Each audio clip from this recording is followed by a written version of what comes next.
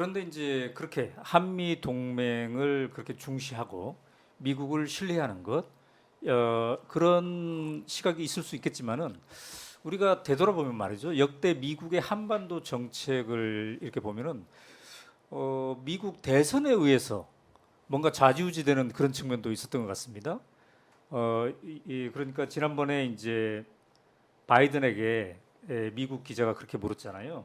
재선 도전 이번에 재선 도전을 앞두고 미국 내수 진작을 위한 중국 반도체 산업 억제 정책이 동맹인 한국 기업들의 중국 사업에도 타격을 입히고 있다. 이런 지적을 했단 말이죠.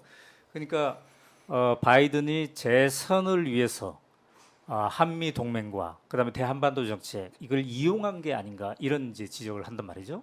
어떻습니까? 미국이 본인들의 외교 정책을 펼칠 때 미국 대선이라는 국내 정치가 어느 정도 중요한 변수로 그동안 작동을 해왔다고 보십니까? 거의 100%죠. 100%.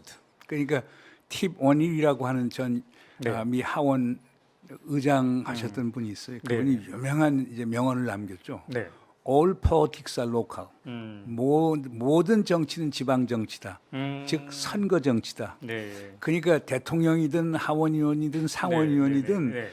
재선은 되기 위해서 정치를 한다라고 이제 얘기를 하는 거거든요. 음. 그러니까 바이든 대통령도 마찬가지예요. 네. 지금 보세요. 뭐 작년 5월에 우리 한국 이제 처음 방문하시지 않았어요? 네. 제일 먼저 간 게 어디 있어요? 삼성 공장 가지 않았어요? 떠날 때 누구하고 기자회견했습니까? 정의선 현대자동차 회장하고 네. 했어요. 윤석열 대통령이 아니에요. 음. 이 모든 게 뭐냐? 그리고 그때 올 때도 보세요. 음. 국무장관, 국방장관이 대동을 안 했어요. 네. 상무장관만 왔어요. 그건 결국에 지금 민주당, 공화당이 경합을 하는 조지아주나 텍사스주 같은데 네. 한국에서 투자를 유치해 갖고 이것이 당시에 중간 선거에 도움이 되려고 했던 것. 그러니까 이번에도 마찬가지예요. 이번 네. 윤 대통령 방미하는 것이 뭐 윤 대통령도 국내 정치적 지지를 얻을 수 있겠지만 네. 바이든 대통령 입장에서는 처음보다 내년 대선을 보는 거예요. 그냥 한 예를 들어서 네. 그 정상회담 끝나니까 이제 백악관에서 보면은 정상회담에 대해서 팩트시트, 그때 일종의 그 사실 보고서라고 하는 걸 해서 백악관 홈페이지에 올렸더라고요. 네. 거기서 딱 보니까 경제 통계가 우리랑 상당히 달라요. 그러니까 경제 통계 그 백악관의 경제 통계에 따르면은 네. 이번 윤 대통령이 미국을 와서 한국 기업들이 443억 불에 해당되는 투자를 뭐 조지아, 텍사스 이쪽에 했다. 네. 그리고 미국 기업은 넷플릭스 한 기업만 25억 불을 한국에 투자를 했다. 네.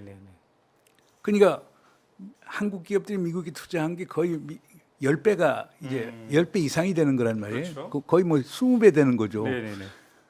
이런 것들이 결국에 뭐냐면은 국내 정치를 위해서 한미 정상회담을 활용하고 있다는 것을 얘기를 해주는 거라고 봐요. 그리고 이제 제일 중요한 거는 바이든 행정부의 외교 정책 기조는요. 네. 기본적으로 미 중산층을 위한 외교 정책이에요. 그 이유는 그 힐러리 클린턴이 민주당 대선 후보로 나왔을 때 트럼프한테 패배한 가장 큰 이유가 네. 중산층 그리고 블루칼라 워커들을 결국에 워커들의 지지를 얻지 못한 데서 생겼다라고 하는 판단이 섰고 네. 그렇기 때문에 미국 중산층의 지지를 받아야만이 민주당이 정권을 재창출할 수 있다. 그러면 결국에 정책이 다 글로 가는 거예요. 외교 정책까지도. 자, 그렇다면은 미국 대선에 한국의 외교가 노란하고 있다 이렇게도 표현될 수가 있겠어요? 그거는 뭐 노란한다고 얘기할 수는 없는 거고요. 그러니까 기본적으로 뭐 외교 정책이라는 것도 내치의 연장 아닙니까? 네. 결국에 뭐 누구든 대통령이 된 사람은 본인이 생각하는 자기의 개인적 이익하고 네. 국가 이익을 동일시하는 경향이 많으니까요. 그러니까 뭐 바이든도 그렇게 생각할 거 아닙니까? 자기가 대선이 돼야만이 미국이 더 소위 평화롭고 번영한다라고 주장을 할 거고, 네. 뭐 윤석열 대통령도 미국 가서 정상회담을 잘해야 한국이 국익이 된다고 보니까 그런 시각에서 보는 것이 뭐 미국에 노란한다고 얘기할 수는 없는 것 자, 같고요. 우리 교수님의 책 문정인의 미래 시나리오 여기에 미국 대통령들이 어떻게 외교 정책을 자기 내치에 유리하게 활용하고 있는가를 언급한 대목이 있더라고요. 지금 화면에 나오고 있는데 외부의 위협과 그에 따른 위기는 현직 대통령의 항상 유리한 정치적 입지를 만들어준다. 미국적 가치와 이념을 강조하며 중국을 악마하는 것은 트럼프의 정치적 셈법의 커다란 호재였다. 미국과 대등해지는 중국을 좋아할 미국인은 없다. 트럼프는 이러한 미국인의 인지 구조를 중국 때리기를 통해 대선 중국에 최대한 활용하려 했다.